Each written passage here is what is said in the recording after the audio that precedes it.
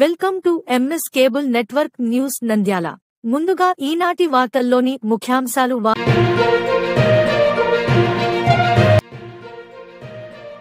బాబు పాలనలో భక్తులకు భద్రతా కరువైంది. ఎమ్మెల్సీ ఇసాక్. బేతంచెర్లకు చేరుకున్న న్యాయవాదుల పాదయాత్ర.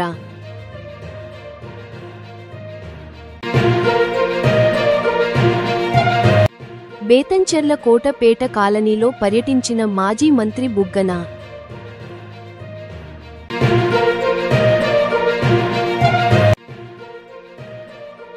ఉసిరికాయ మీద కార్తీక శోభ.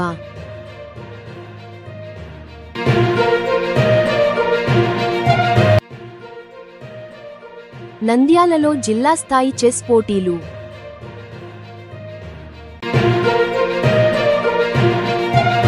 ఉత్తర శబరిమల అయ్యప్ప స్వామి అన్నదాన కమిటీ, కాసింతల, ఆళ్లగడ్డ.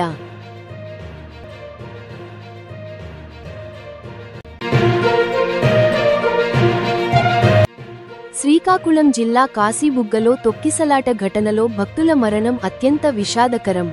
ఎమ్మెల్సీ ఇషాక్ బాషా.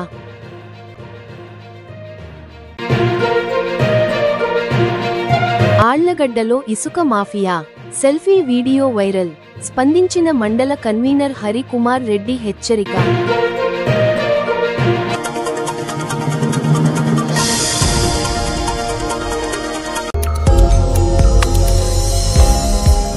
పెట్టడం జరిగింది. ఇక్కడ మీరు రాగా మీకు ఎటువంటి నువ్వు ఎవరిని వాడుతుందో తెలియదు, అసలు నీకు లైసెన్స్ లేదు, నీకు ఎవడిచ్చాడు అధికారం ఆలగడ్డ తీసుకెళ్తాం అని చెప్పి మీరు జమ్మలమడుగు పొద్దుటూరు నుంచి ఏ పనులైనా సరే మీకు అసలు మీకు పక్క జిల్లాకు మీ కడప జిల్లా నుంచి ఆలగడ్డకు ఇసుక తోలే అర్హత మీకు ఎక్కడ మీకు లైసెన్స్ లేవు. మీరు జరిపే ఇసుక రవాణా అక్రమ దందానే. కావున మేము ఒకటి చెప్తున్నాం, ఆలగడ్డకు మిమ్మల్ని రానివ్వము. ఎటువంటి పరిస్థితుల్లో ఎందుకు రానివ్వమంటే మాకు గవర్నమెంట్ ఇచ్చిన జీవో ప్రకారము మాకు ఆలగడ్డలో ఇసుక డంపింగ్ ఉంది. ఇసుక డంపింగ్లో మాకు ఇసుక రీచ్ నుండి టన్ను 719 రూపాయలతో వస్తుంది. మరియు మేము డిపో నుండి ట్రాన్స్పోర్ట్ లోడింగ్ కలిపి టన్ను 96 రూపాయలతో ఆలగడ్డ ప్రజలకు మేము సప్లై చేస్తున్నారు. మీరు అక్రమంగా అన్యాయంగా ఒక ట్రాక్టర్ మీద 9,000 నుంచి 10,000 వసూలు చేస్తున్నారు ట్రాక్టర్ టిప్పు మీద. ఇటువంటివి మీకు కఠిన తీసుకుంటామని మేము తెలియజేస్తున్నాం. మరియు ఆలగడ్డ ప్రజలకు ఇబ్బంది కలిగిన మీ చేసే దందా వల్ల సామాన్య ప్రజలకు ఇబ్బంది కలుగుతుంది. మేము మా ఆలగడ్డ ప్రజలు సామాన్య ప్రజలకు ఇబ్బంది కలగకుండా ఉండనీకి మేము మీ మీద డిపార్ట్మెంట్కు కఠిన తీసుకోమని కంప్లైంట్ ఇస్తాను. మరియు మేము చెప్పేది ఒకటే, మీకు అసలు ఎటువంటి లైసెన్స్ లేకుండా మీరు అర్ధరాత్రి పూట ఎప్పుడంటే అప్పుడు వచ్చి టిప్పు 9,000కి ఇవ్వడం తప్పు. అసలు మీకు ఎటువంటి లైసెన్స్ లేవు. పక్క నియోజకవర్గంలో పక్కన మిమ్మల్ని ఇలానే చేస్తుంటే మిమ్మల్ని కోవిలకుంట్లలో మిమ్మల్ని రానికుండా ఆపేశారు. మేము కూడా ఆలగడ్డకు రానివ్వము. మేము ముందే చెప్తున్నాం, మీరు వచ్చిన తర్వాత మేము పట్టించామని బాధపడితే మేము మిమ్మల్ని రానివ్వము. మీరు కంపల్సరీ వస్తే మాత్రం డిపార్ట్మెంట్ కంప్లైంట్ చేసి మేము పట్టిస్తాము. మా ప్రజలకు ఇబ్బంది కలిగితే మేము ఎంత దూరమైనా వెళ్తాము. మరియు మేము ప్రజలకు ఆలగడ్డ ప్రజలకు తెలియజేయమనగా ముఖ్యంగా మీకు ఇలాంటి ఎవరైనా కానీ మీకు ట్రాక్టర్ డ్రైవర్లు అక్రమంగా అన్యాయంగా వచ్చి అక్రమ దందా జరిపే ట్రాక్టర్లు మేము ఇస్తామని చెప్తే మీరు దయచేసి మేము ఎమ్మెల్యే గారి ఆఫీస్లో టోల్ ఫ్రీ నెంబర్ పెట్టాం. ప్రజలకు ఎటువంటి సమస్యలు వచ్చినా టోల్ ఫ్రీ నెంబర్ కంప్లైంట్ చేయమని చెప్పాం. మీరు ప్రజలు కూడా తెలియజేస్తున్నాను, మీరు కంపల్సరీ ఈ టోల్ ఫ్రీ నెంబర్ కంప్లైంట్ చేస్తే మేము వారిపైన కఠిన చర్యలు తీసుకోవాల్సిన డిపార్ట్మెంట్ తెలియజేస్తాము.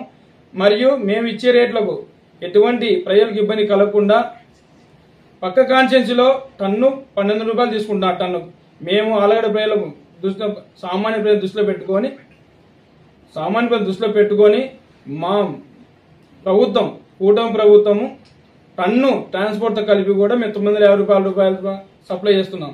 కావున మీరు కానీ ఎవరైనా కానీ ముఖ్యంగా ఆలగడ్డలో డంపింగ్ యార్డ్లు ఉన్నాయి, అక్కడ నుండి తీసుకోవాల్సి మీకు ఎవరికైనా కావాల్సిన వాళ్ళు అక్కడ తీసుకోండి. తక్కువగా అందరికీ ప్రజలకు అందుబాటులో ఉంది, ఇబ్బంది ఏం లేదు. మరియు ఇంకోటి చెప్తాను లాస్ట్, జమ్మలమడుగు పొద్దుటూరు నుంచి వచ్చే ట్రాక్టర్ డ్రైవర్లు ఎవరైనా కానీ మీరు అక్రమంగా వచ్చే మాత్రం మేము వదిలిపెట్టే ప్రసక్తే లేదు. మిమ్మల్ని రానివ్వం. మేము దయచేసి మీరుగా వచ్చి మళ్ళీ మా మీద బాధపడి కుదరదు. మేము ప్రజలకు ముఖ్యం, ప్రజలకు మేలు చేయడానికి ముఖ్యం. మాకు మీరు ఎవడు ఈ అబ్బాయి ఎవరో తెలియదు, కానీ ఎవడు పెట్టడం కూడా తెలియదు. వీడు ఎవరి ప్రోత్సాహంతో వీడియో పెట్టాడో మాకు తెలుసు, అది వారిపైన కూడా కఠిన చర్య తీసుకుంటామని చెప్పి మేము డిపార్ట్మెంట్ తెలియజేస్తున్నాము. ఇంతటితో మేము ప్రజలకు ఆలగడ్డ ప్రజలు ముఖ్యంగా తెలియజేయమనగా దయచేసి అందరూ కూడా ఆలగడ్డలో ఉండే డంపింగ్ నుండి ఇసుక తీసుకోండి. తక్కువ రేటుకు అందరికీ అందుబాటులో ఉండే రేటే గవర్నమెంట్ ఇచ్చే రేటు ప్రకారం మేము సప్లై చేస్తున్నారు. దయచేసి అందరూ గుర్తుపెట్టుకొని సప్లై తీసుకోవాల్సింది కోరుకున్నాం. మీరు ఎటువంటి ఇబ్బంది జరగకూడదు. ఏదైనా సమస్య ఉంటే టోల్ ఫ్రీ నెంబర్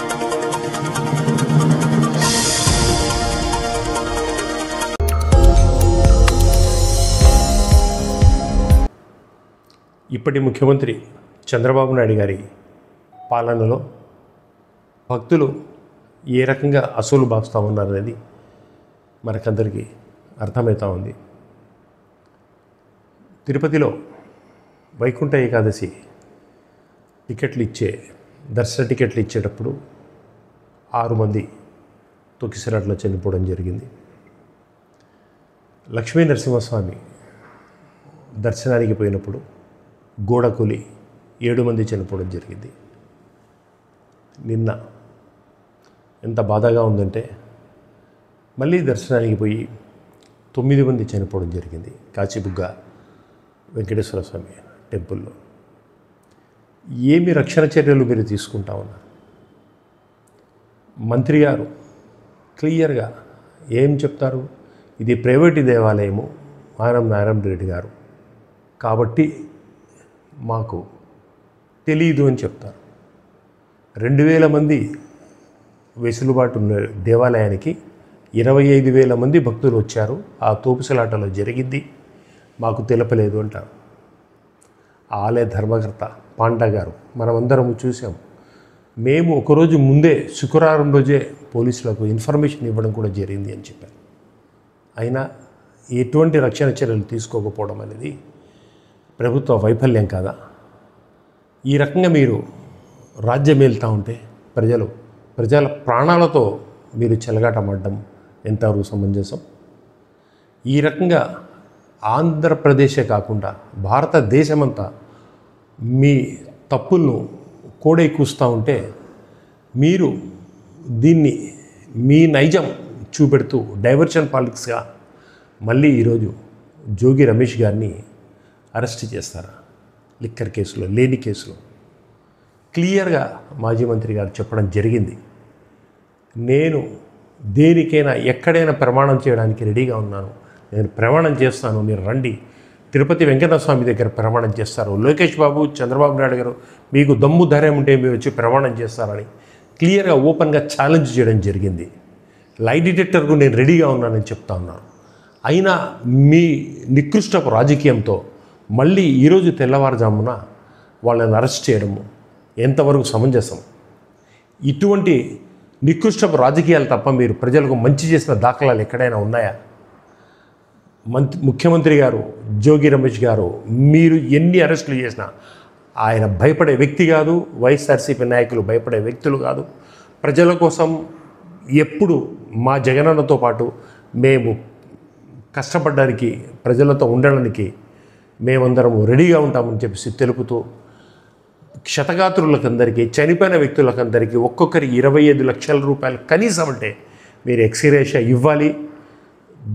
దాదాపుగా 20 మంది ఆ టెంపుల్ తొక్కిసడలో ఇబ్బంది పడి హాస్పిటల్ ఉన్నారు. వాళ్ళకందరికీ మెరుగైన వైద్యం చేపించే రకంగా చేయాలి. నీతిగా, న్యాయంగా పరిపాలన చేయాలి. మీరు జోగి రమేష్ అక్రమ అరెస్టులను మేము మీ ద్వారా ఖండిస్తూ ఉన్నాము. మేము ప్రభుత్వానికి ఒక్కటేసారి క్లియర్గా హెచ్చరిక చేస్తూ ఉన్నాం. రాబోయే టైంలో ఎప్పుడైనా సరే మీరు ఈ రకంగా చేసుకుంటే సేమ్ రిపీట్ అవుతుందని కూడా మీ ద్వారా మేము తెలుపుతాను. నమస్కారం. తక్కువ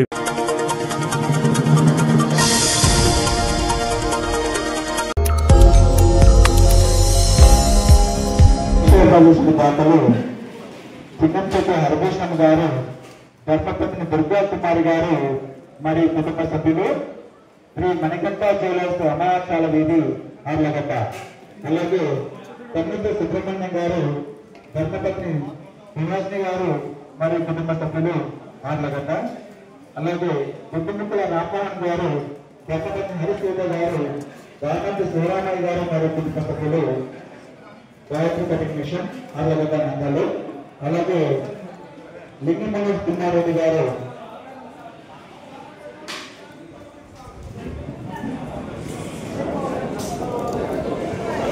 హరిప్రసాద్ రెడ్డి గారు హరివరం, మళ్ళీ లింగ మనోజ్ కుమార్ రెడ్డి గారు కృష్ణగడ గ్రామం వీరు బాబామకులు. వీరు నాకు పిచ్చారుగా చేస్తున్నారు సార్. వారికి వారి కుటుంబ సభ్యులకు అష్టస్థలాలు ఆహారాలతో పాటు సకలమైన ఆశిస్తులు అందించాలని కోరుకుంటూ అన్నదాన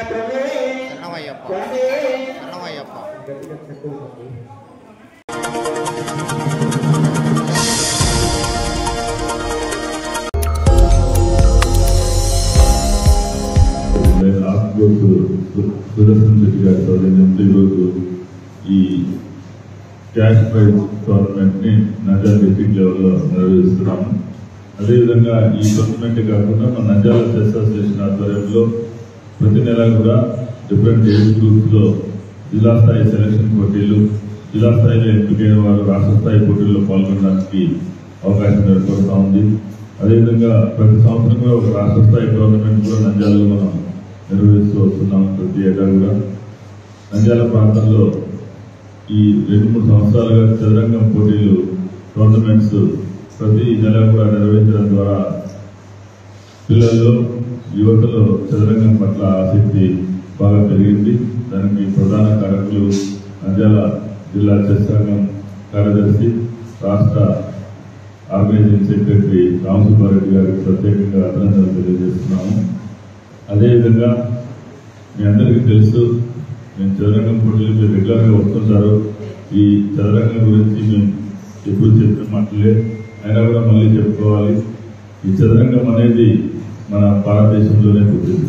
చతురంగ బలాలు అంటే అశ్వబలం, గజబలం ఇవన్నీ కూడా చతురంగ బలాలతో ఉన్నటువంటి యుద్ధ క్రీడ కింద బోధం మీద యుద్ధ క్రీడ. ఆత్మకూరు సుదర్శనం శెట్టి మాట్లాడుతూ మొబైల్ ఫోన్ పిల్లలలో దుష్ప్రభావం చూపుతున్నదని, దాని నుంచి పిల్లల దృష్టి క్రీడలపై ఉండేలా చేస్తే పిల్లల్లో మేధో వికాసం జరుగుతుందన్నారు. ప్రతిరోజు మీరు ఈ చెస్ గురించి ఆలోచన చేయండి, ప్లే చేస్తూ ఉండండి. దానివల్ల మీకు 2 అడ్వాంటేజ్. ఒకటి, మీకు ఇంటెలిజెన్స్ పెరుగుతుంది, కెరియర్ బాగుంటుంది, పరీక్షలో మంచి మార్కులు వస్తాయి, అన్నింటికీ మీకు సహకారం అందిస్తుంది. కాబట్టి ఈ ప్రోగ్రాం కండక్ట్ చేసిన డాక్టర్ రవికృష్ణ గారికి ధన్యవాదాలు తెలుపుతూ సెలవు తీసుకుంటున్నాను. డాక్టర్ సహదేవుడు మాట్లాడుతూ విద్యార్థులకు చదువుతో పాటు క్రీడలు, కళలు వారి వ్యక్తిత్వ వికాసానికి దోహదం చేస్తాయని అన్నారు. విద్యార్థులు క్రీడల్లో పాల్గొంటే క్రమశిక్షణ కూడా అలవడుతుందని అన్నారు. క్రీడలలో నిరంతర సాధన విజయానికి సోపానమన్నారు. నంద్యాల జిల్లా చెస్ సంఘం కార్యదర్శి రామ్ సుబ్బారెడ్డి పర్యవేక్షణలో ఆత్మకూరు సుదర్శనం శెట్టి, డాక్టర్ గెలివి సహదేవుడు చదరంగం బోర్డుపై పావులు కదిలించి పోటీలు ప్రారంభించారు. ఈ కార్యక్రమంలో నంద్యాల జిల్లా చెస్ సంఘం కార్యదర్శి రామ్ సుబ్బారెడ్డి, నంద్యాల లయన్స్ క్లబ్ అధ్యక్షులు సోమేశ్వర నాగరాజు, కార్యదర్శి తాతిరెడ్డి భాస్కర్ రెడ్డి, కోశాధికారి Amidala Janardhan, tournament coordinator Venkatrao, lions club సభ్యులు మేడం చంద్రశేఖర్, గెలివి శ్రీకాంత్, ఆర్బిటర్ సుజాత, వ్యాయామ ఉపాధ్యాయులు కళ్యాణ చక్రవర్తి, 150 మంది క్రీడాకారులు, వారి తల్లిదండ్రులు తదితరులు పాల్గొన్నారు. నంద్యాలలో నగరేశ్వర దేవాలయం ఉంటున్నాం. అక్కడ ఆర్యవైశ్య యువజన సంఘం ఉంటుంది, చిన్న గది ఉండేది. దాంట్లో ఒక క్యారమ్ బోర్డు, ఒక చెస్ బోర్డు ఉండేది. నేను సాయంత్రం పాఠశాల అయిపోయిన తర్వాత దాదాపు 7 గంటల సమయంలో అక్కడ పోయి కూర్చునేవాడిని. అంటే ఇట్లా 10 ఏళ్ల లోపల వాళ్ళు క్యారమ్స్ ఆడేవాళ్ళు ఆడుతుండేవాళ్ళు, చెస్ ఆడేవాళ్ళు ఆడుతుండేవాళ్ళు. చాలా రోజులు కూర్చొని అక్కడ క్యారమ్స్ నేర్చుకున్నాను, చెస్ నేర్చుకున్నాను. మా గురువుగారు ఏపీ సుబ్రహ్మణ్యం గారి పిల్లలు నాకు చెస్ నేర్పించినారు.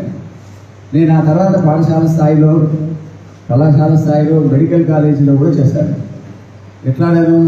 స్నేహితులు దొరికితే ఆడేవాళ్ళు, దొరకకపోయినా మనకు ఆదివారం హిందూ పేపర్లో ఒక పజిల్ ఇచ్చేవాళ్ళు. White to move and wins in 2 moves అని. అంటే ఫస్ట్ వైట్ కదలాలా, దానికి బ్లాక్ వాళ్ళు ఏమి ఇచ్చినా కూడా సమాధానం 2వ మూవ్తో వైట్ గెలవాలి. అట్లా పజిల్లో బోర్డ్స్ పెట్టేవాళ్ళు. ప్రతి ఆధారం ప్రయత్నం చేస్తుండేవాళ్ళు. అట్లా అంటే మనకు చదరంగంలో ఉంటే మెలకువలు తెలుసుకోవడానికి.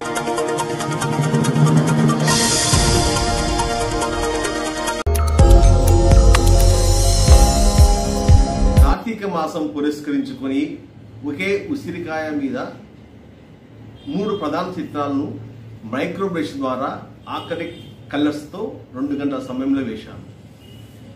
పరమశివునికి ప్రీతికరమైన మాసం కార్తీక మాసం. కార్తీక మాసంలో ఉసిరికి గొప్ప ప్రాధాన్యత ఉంది. ఉసిరి చెట్టును సాక్షాత్ శివుని స్వరూపంని చెబుతారు. ఈ మాసంలో కార్తీక సోమవారాలు, కార్తీక పౌర్ణములకు ఎంతో విశిష్టంగా ఉందని భావిస్తారు. అంటే ఈ మాసమంతా చాలా పవిత్ర మాసం. అందుకే మాలలు కూడా శివమాలలు, భవానీ మాలలు, అయ్యప్ప మాలలు వేస్తారన్నమాట. ఎంతో ప్రీతికర మాసం. ఈ మాసంలో ఉసిరి చెట్టు కింద ఉసిరికాయతో దీపాలు వెలిగించి భక్తితో పూజలు చేస్తారు భక్తులు. ఉసిరిని పూజించడం వలన సకల శుభాలు కలుగుతాయని, నవగ్రహ దోషాలు తొలగిపోతాయని, అనారోగ్య సమస్యలు దరిశీరవని శాస్త్రాలు చెబుతున్నాయి. అయితే ఉసిరికాయ మీద ఈ చిత్రాలు వేయాలని చెప్పి అందుకే ఈ ఉసిరికాయ మీద ఈ చిత్రాలను వేశాను అన్నమాట. నేను వేసిన ఈ ఉసిరికాయ మీద పరమశివుడు అర్ధనారీశ్వర రూపంలో చిరునవ్వుతో భక్తులకు ఆశీస్సులు అందజేస్తున్నట్లు, అంటే దీవెనలు ఇస్తున్నట్లు, ఉసిరి చెట్టు కింద ఉసిరికాయ దీపాలు వెలిగించి భక్తులు ఎంతో భక్తితో పూజిస్తున్నట్లు, తర్వాత శివలింగము, శివాలయము, ప్రకృతి దృశ్యాలు, స్త్రీలు కార్తీక దీపాలు నదిలో వదిలినట్లుగా, అంటే మొక్కుతున్నట్లుగా, భక్తులు పుణ్యస్థానాలు చేస్తున్నట్లుగా, ఇలా కార్తీక మాసంలో కార్తీక శోభను ఈ చిత్రాన్ని చూపించారు.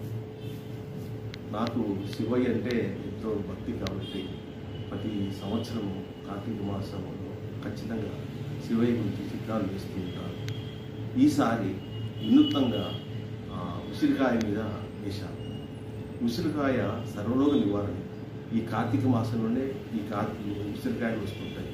ప్రతి ఒక్కరు తినండి.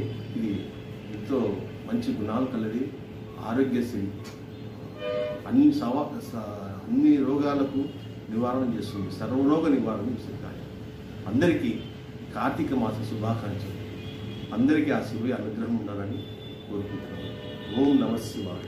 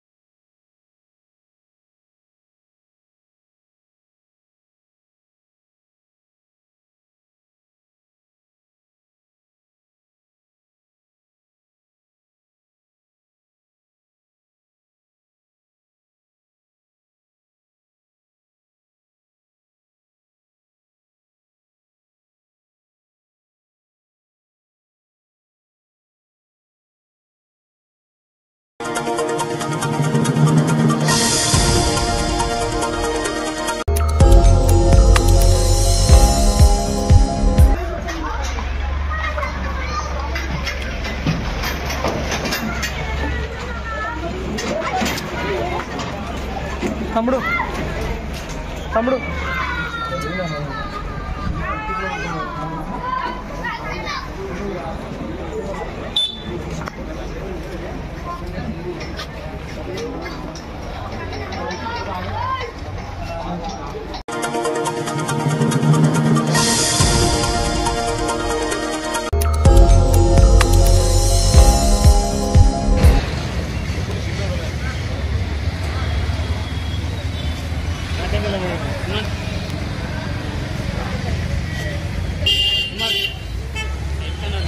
ఎక్కువ పైకి ఎక్కువ అంటే ఎక్కువ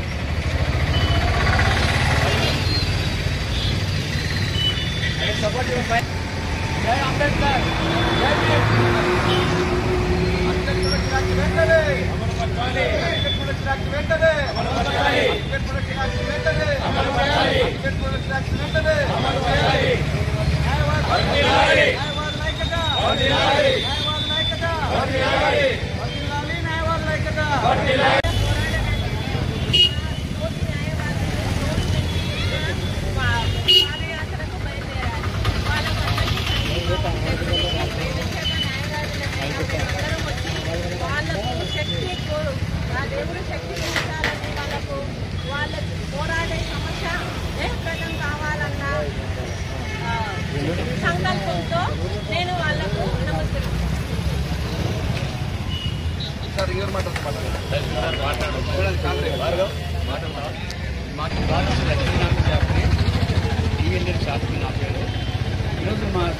మార్గదర్శకులు, మా సీనియర్లు ఒక సంకల్పంతో, ఒక దృఢ సంకల్పంతో వాళ్ళు రోడ్ నుంచి విజయవాడ వరకు పాదయాత్ర ద్వారా పోతూ ముఖ్యంగా పోతున్న కారణం ఏమంటే అడ్వకేట్లకు రక్షణ చట్టము, అడ్వకేట్ ప్రొటెక్షన్ యాక్ట్ కోసం ప్రయత్నం చేస్తాము.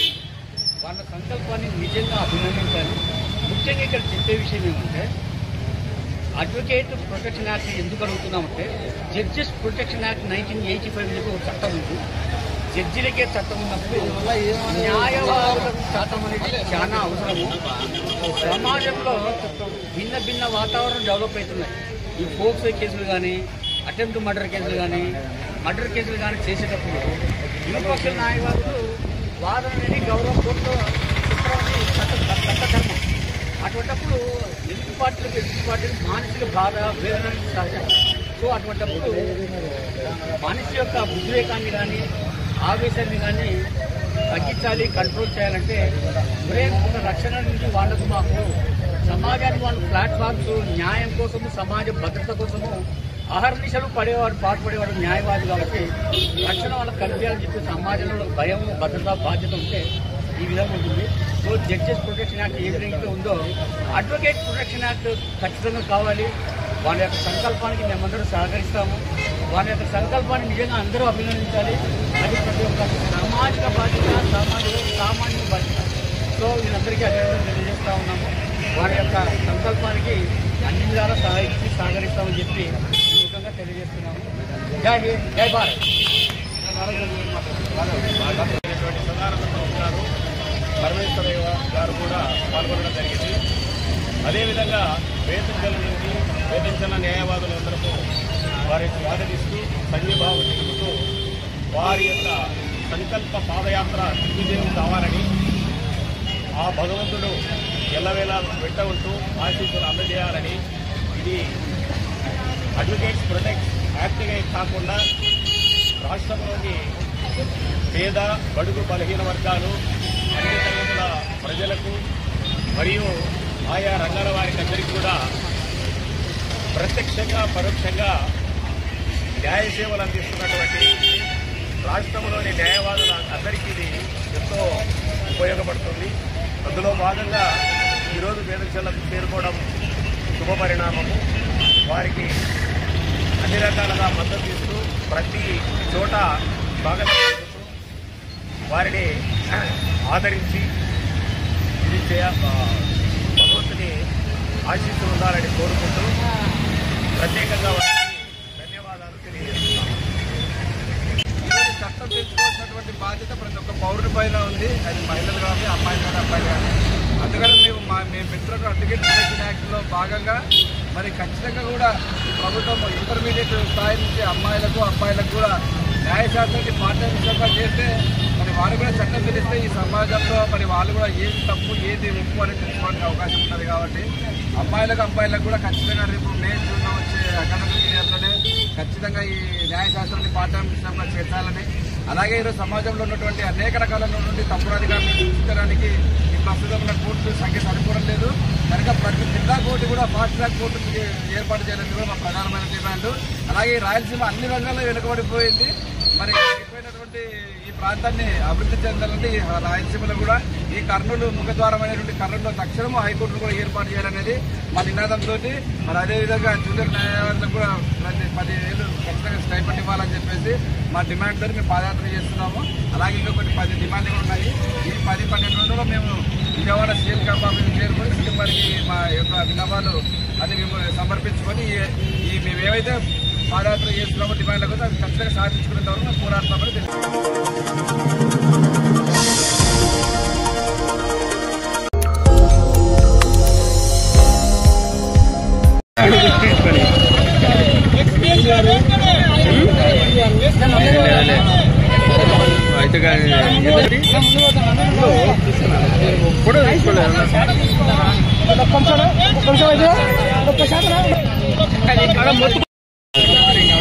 మృతుల కుటుంబాలకు వెంటనే మృతుల కుటుంబాలకు వెంటనే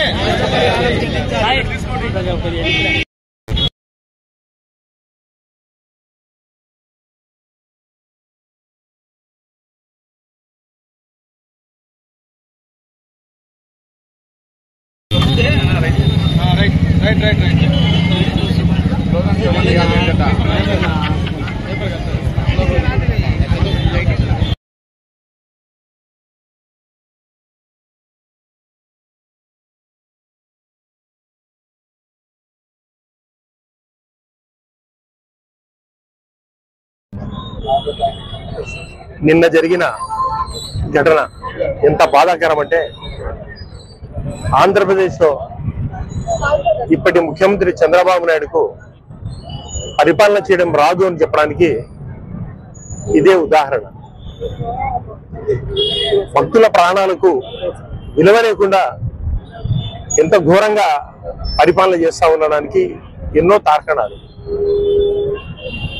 వైకుంఠ తిరుమలలో వైకుంఠ ఏకాదశికి టికెట్లు ఇచ్చి క్యూ లైన్లో 6 మంది అశ్వులు వాసడం జరిగింది. అదే పెద్ద ఘోర విపత్తు. అటువంటి దాని గురించి వెంబడే పాఠాలు నేర్చుకొని జాగ్రత్త పడాల్సిందిగా పోయి మళ్ళీ సింహాచలం లక్ష్మీ వెంకటేశ్వర స్వామి టెంపుల్లో గోడ కూలి నాణ్యత లేకుండా గోడను నిర్మించి ఆ గోడ 2 రోజులు కూడా క్యూరింగ్ చేయకుండా ఆ గోడ కూలి 7 మంది దుర్మరణం చెందడం జరిగింది. నిన్న ఏకాదశి రోజు పలాసలో 9 మంది, శ్రీకాకుళం పలాసలో 9 మంది ప్రాణాలు పోవడం అనేది ఎంత బాధాకరమైన విషయం. మళ్ళీ కన్సర్న్ మంత్రి, దేవాదాయ శాఖ మంత్రి గారు చెప్తారు ఇది ప్రైవేట్ దేవాలయము, అందుకని ఇది మాకు ఇన్ఫర్మేషన్ లేదు అని. అసలు మీరు మంత్రేనా? క్లియర్ గా ఏం చెప్తారంటే 2000 మందికి సరిపడా దేవాలయంలో 25,000 మంది వచ్చారు, మాకు ఇన్ఫర్మేషన్ లేదు, ఆ తొక్కిసాటల్లో చనిపోవడం అనేది జరుగుతూ ఉంది అని చెప్తారు.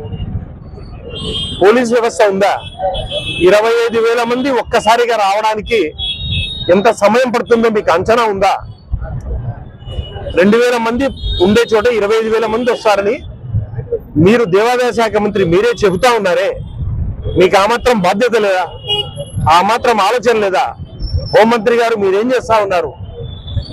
పోలీసులను పెట్టకుండా తప్పించుకోవడం కోసము అది ప్రైవేట్ దేవాలయం అని చెప్తారు, వాళ్ళు ఇన్ఫర్మేషన్ ఇవ్వలేదని చెప్తారు. ఆ దేవాలయ ధర్మకర్త పాండా గారు క్లియర్ గా మనమంతా చూసాం, స్టేట్మెంట్ ఇచ్చారు, నేను ఒక రోజు ముందే తెలిపినాను. మళ్ళీ ఏకాదశి రోజు శనివారం రోజు పొద్దున 10 గంటలకు విపరీతమైన రష్ వస్తూ ఉంది, పోలీసులు పంపించానని చెప్పేసి క్లియర్ గా చెప్పడం జరిగింది. అయినా మీరు నిర్లక్ష్యం వహించి ప్రజల ప్రాణాలను చెలగాటమాడి 9 మంది ప్రాణాలు పోవడం జరిగింది, 20 మంది హాస్పిటల్ పాల్గొనడం జరిగింది. మీరు ప్రజలను పరిపాలిస్తున్నారా, ప్రజలను భక్షిస్తా ఉన్నారా అని మీ ద్వారా సూటిగా నేను అడుగుతా ఉన్నారు.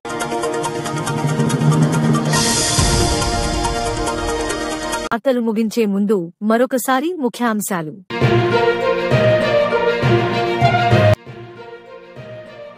బాబు పాలనలో భక్తులకు భద్రతా కరువైంది, ఎమ్మెల్సీ ఇసాక్. బేతంచెర్లకు చేరుకున్న న్యాయవాదుల పాదయాత్ర.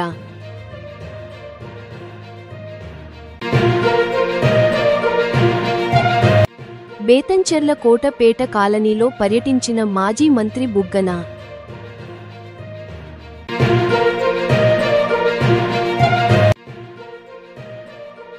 ఉసిరికాయ మీద కార్తీక శోభ.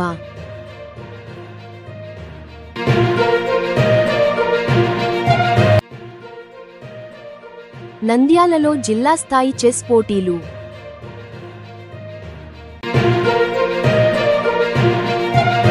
ఉత్తర శబరిమల అయ్యప్ప స్వామి అన్నదాన కమిటీ, కాసింతల, ఆళ్లగడ్డ.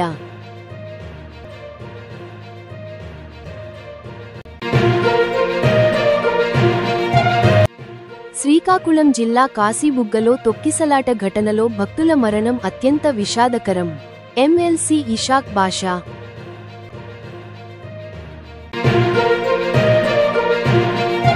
ఆళ్లగడ్డలో ఇసుక మాఫియా, సెల్ఫీ వీడియో వైరల్. స్పందించిన మండల కన్వీనర్ హరికుమార్ రెడ్డి హెచ్చరిక.